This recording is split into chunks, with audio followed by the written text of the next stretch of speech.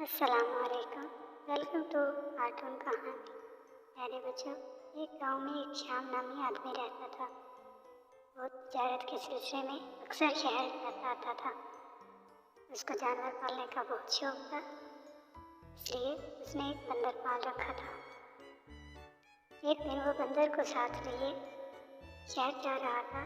तेज धूप की वजह से वो थक गया और एक दरख्त के नीचे बैठ गया।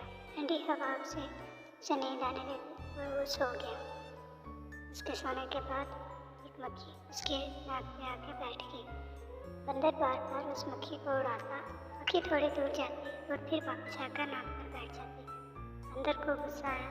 उसने मालिक का खंजर निकाला और सोचा क्या मक्खी आएगी तो मैं उसे मार डालूंगा। मक्खी फिर से आकर नाक पर बैठ गई।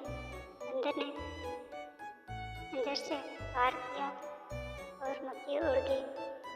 मालिक की नाक कट गई। मालिक ने उठकर उसी खंजर से बंदर को मार डाला।